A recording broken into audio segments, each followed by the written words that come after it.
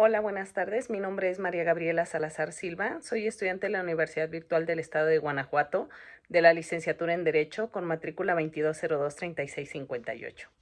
Actualmente estoy cursando el módulo de Derechos Humanos en el ámbito internacional. El nombre de mi asesor es Diana Patricia Josefina Orcasitas Hernández. El video que voy a presentar es en relación al reto 5, que se titula ¿Cuál es la responsabilidad del Estado mexicano? La fecha de elaboración del reto es 30 de abril del 2025. A continuación, daré lectura a los casos planteados. Caso 1. Ana se encontraba pacíficamente repartiendo panfletos a las personas que se manifestaban en la plaza de armas de su ciudad. El contenido de los panfletos versaba sobre citas bíblicas. Al enterarse de lo que hacía Ana, un policía decidió arrebatarle los panfletos y detenerla, argumentando que no era lugar para repartir ese tipo de información, pues alteraba el orden. Ana permaneció encerrada e incomunicada dentro de una patrulla durante 3 horas, hasta que la manifestación concluyó. Posteriormente, el policía trasladó a Barandilla, donde recibió burlas y calificativos peyorativos por el personal de seguridad pública. Luego de un día detenida, la dejaron en libertad. Ana denunció el hecho ante la Fiscalía General del Estado, así como ante la Comisión Estatal de Derechos Humanos. Ambas instituciones omitieron el inicio de cualquier procedimiento, por lo cual Ana acudió a la Justicia Federal, donde resolvieron incompetencia para conocer del asunto. 2 años después, Ana presentó su caso ante la Corte Interamericana de los Derechos Humanos. A continuación, daré respuesta a la siguiente interrogante. ¿Consideras que existe responsabilidad por parte del Estado mexicano? Debemos considerar inicialmente que la Corte Interamericana de los Derechos Humanos es un tribunal de protección de los derechos humanos y, por otra parte, la Constitución Política de los Estados Unidos Mexicanos, en su artículo primero, reconoce los tratados internacionales en igualdad de jerarquía que la misma Constitución, por lo que constituye un mismo bloque en materia de derechos humanos. Es decir, no existe una contraposición en esa materia entre nuestra Constitución y los tratados internacionales de los cuales nuestro país es parte. En virtud de lo anterior, la Comisión Interamericana de los Derechos Humanos puede conocer de las controversias que se suscitan en nuestro país relacionados con violaciones a derechos humanos, siempre y cuando la interposición de este procedimiento reúna los requisitos legales que se establecen en la Convención Americana sobre Derechos Humanos. Por lo que respecta al caso, considera que sí existe una responsabilidad por parte del Estado mexicano, lo anterior derivado de los siguientes motivos y fundamentos legales. La Convención Americana sobre Derechos Humanos establece diversos derechos civiles y políticos que obligatoriamente deben ser respetados por el Estado. Así también nuestra Constitución establece los mismos derechos, los cuales se consideran de observancia obligatoria para el Estado. Considero que a la ciudadana de nombre Ana le violentaron diversos derechos humanos, como es el derecho a la integridad personal, establecido en el artículo quinto de la Convención Americana sobre Derechos Humanos, que en su fracción 1 establece que toda persona tiene derecho a que se respete su integridad física, psíquica y moral. En la narración de los hechos formulados en este caso, se indica que la Ana se encontraba pacíficamente repartiendo panfletos sobre citas bíblicas en una manifestación y que al enterarse de esto, un policía decidió arrebatarle los panfletos y detenerla, argumentando que no era lugar para repartir ese tipo de información, pues alteraba el orden. A la Ana la encerraron en una patrulla, en donde la detuvieron incomunicada por un lapso de 3 horas, sin ser remitida a Barandilla para determinar su situación legal. Además, una vez que fue presentada en ese lugar, recibió burlas y calificativos peyorativos por parte del personal de seguridad, sin que existiera un fundamento legal en el cual se pudiera determinar que efectivamente la Ana estaba cometiendo algún ilícito o irregularidad administrativa y que por lo tanto fue necesario que la detuvieran. De igual forma, se violentó en su contra el derecho a la libertad personal, establecida en el artículo 7 de la Convención Americana sobre Derechos Humanos, que en su fracción 1 y 2 se establece que toda persona tiene derecho a la libertad y a la seguridad personal y que nadie puede ser privado de su libertad física, salvo por los casos y las condiciones fijadas de antemano por las constituciones políticas de los estados parte o por las leyes dictadas conforme a ellas. Como se puede determinar en lo narrado, en este caso no existe causa justificada que se encontrara establecida en una ley para detener a la Ana, ya que en caso de que hubiera existido una causal para su detención, se le hubiera hecho saber, cosa que no sucedió. Se violentó en contra de la CEANA lo dispuesto por el artículo 12 de la Convención Americana sobre Derechos Humanos, que es el derecho a la libertad de conciencia y de religión, que establece en sus fracciones de la 1 a la 4 lo siguiente. Fracción 1. Toda persona tiene derecho a la libertad de conciencia y de religión. Este derecho implica libertad de conservar su religión o sus creencias, o de cambiar de religión o de creencias, así como la libertad de profesar y divulgar su religión o sus creencias, individual o colectivamente, tanto en público como en privado. Fracción 2. Establece que nadie puede ser objeto de medidas restrictivas que puedan menoscabar la libertad de conservar su religión o sus creencias o de cambiar de religión o de creencias. Fracción 3. Establece que la libertad de manifestar la propia religión y las propias creencias está sujeta únicamente a las prescritas por la ley y que sean necesarias para proteger la seguridad, el orden, la salud o la moral pública o los derechos o libertades de los demás. Fracción 4.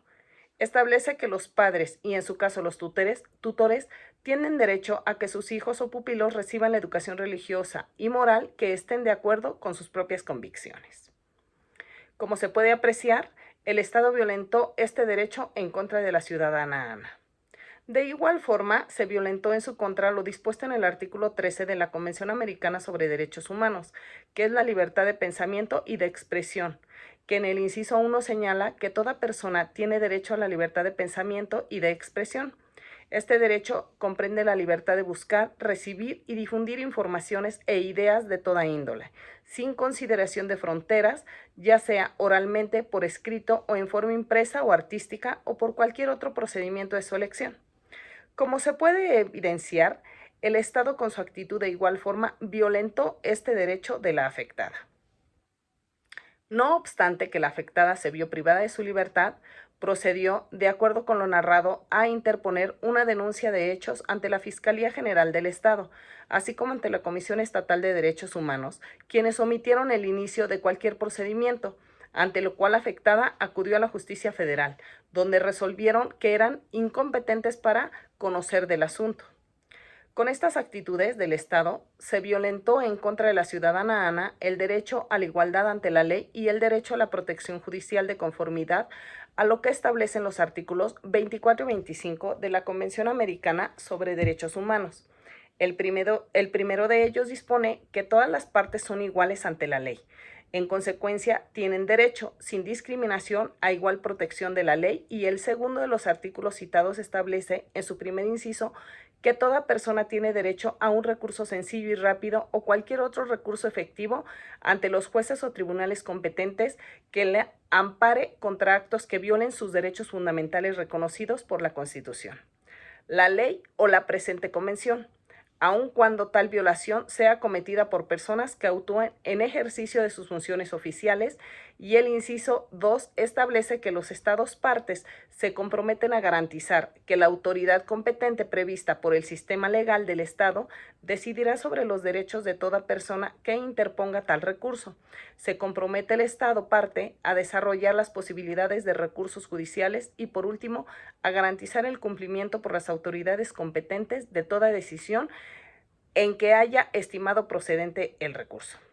De la narración de los hechos del primer caso que se plantea, resulta evidente la responsabilidad del Estado al violentar las disposiciones legales de la Convención Americana sobre Derechos Humanos, como ya quedó acreditado, aclarando que también en la Constitución Política de los Estados Unidos Mexicanos se encuentran establecidos y reconocidos estos derechos, por lo que se violentaron tanto nuestra normatividad interna como las disposiciones establecidas en la Convención Americana sobre Derechos Humanos, en la cual nuestro país es parte, y tienen la obligación de hacer respetar esas disposiciones. Y en el caso particular, de acuerdo a los hechos narrados, el Estado violentó diversos derechos humanos que ya fueron explicados a la CEAN. Caso número 2. Durante la pandemia por COVID-19, el gobernador de una entidad federativa publicó un decreto por medio del cual se declaraba obligatorio el confinamiento en el domicilio particular de los habitantes de un horario de 18 horas a 9 horas. Asimismo, se preveía una multa de 1,500 a quien infringiera esta disposición. De no contar con recursos para el pago de la multa, el decreto previó 36 horas de arresto. Andrés, un hombre de 34 años de edad en situación de calle, caminaba por la avenida principal de la ciudad a las 20 horas, cuando un militar lo vio, lo detuvo y lo presentó a la Secretaría de Seguridad Pública, donde le fue exigido el pago de la multa. Andrés argumentó no tener casa habitación, familia ni dinero para pagar la multa. Como consecuencia, fue privado de la libertad durante 36 horas y boletinado, fotografía incluida, en redes sociales como el primer detenido, un sinvergüenza capaz de negar a su familia con tal de no pagar la multa. Derivado de lo anterior, fue localizado por una asociación civil, a través de la cual se planteó su caso en jurisdicción militar y ordinaria hasta ponerse en conocimiento de la Corte Interamericana de Derechos Humanos. ¿Consideras que existe responsabilidad por parte del Estado mexicano? En este caso considero que sí existe una responsabilidad por parte del Estado mexicano. Lo anterior, toda vez que de los hechos narrados se desprenden violaciones a los derechos humanos del afectado de nombre Andrés y artículos que consagra la Constitución Política de los Estados Unidos Mexicanos y la Convención Americana sobre Derechos Humanos. De estos últimos haremos referencia, toda vez que se trata de procedimiento que se pondrá a consideración de la Corte Interamericana de Derechos Humanos. El artículo 5 de la Convención Americana sobre Derechos Humanos establece el derecho a la integridad personal, que en su inciso 1 señala que toda persona tiene derecho a que se respete su integridad física, psíquica y moral. El inciso 2 establece que nadie puede ser sometido a tortura ni a penas o tratos crueles, inhumanos o denigrantes. Toda persona privada de su libertad será tratada con el respeto debido a la dignidad inherente al ser humano. De igual forma, el artículo 7 de la Convención antecitada establece el derecho a la libertad personal. En su fracción 1 señala que toda persona tiene derecho a la libertad y a la seguridad personales. La fracción segunda cita que nadie puede ser privado de su libertad física, salvo por causas y en las condiciones fijadas de antemano por las constituciones políticas de los estados parte o por las leyes dictadas conforme a ellas. De igual forma, el inciso 3 señala que nadie puede ser sometido a detención o encarcelamiento arbitrario. Asimismo, el artículo 11 de la Convención Americana sobre Derechos Humanos establece el derecho a la protección de la honra y la dignidad.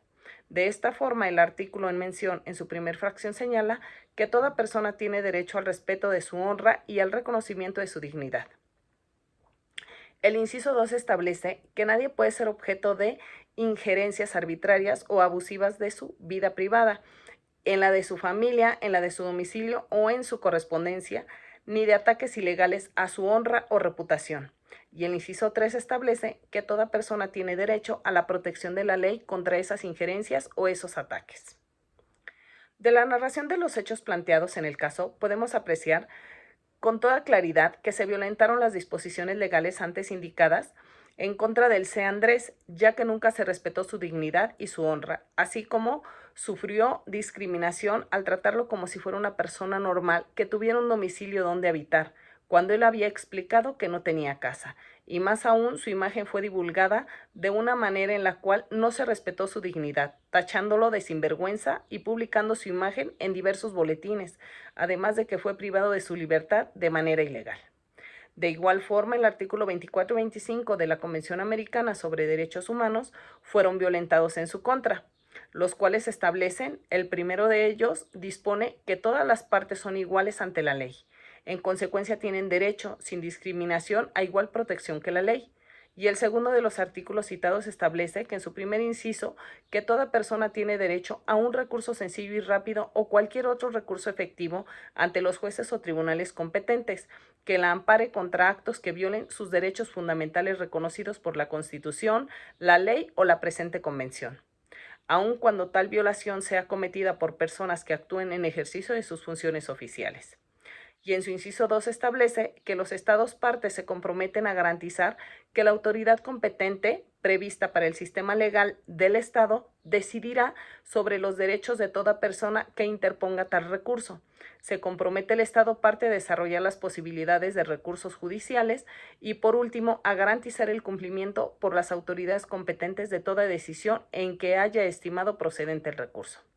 De lo anterior, podemos determinar que los derechos humanos contenidos en la Convención Americana sobre Derechos Humanos y en la Constitución Política de los Estados Unidos Mexicanos fueron violentados en contra del C. Andrés, por lo que tiene elementos elementos, fundamentos y argumentos suficientes para acreditar ante la Corte Interamericana de los Derechos Humanos la responsabilidad del Estado y se reconozca el perjuicio que le fue provocado.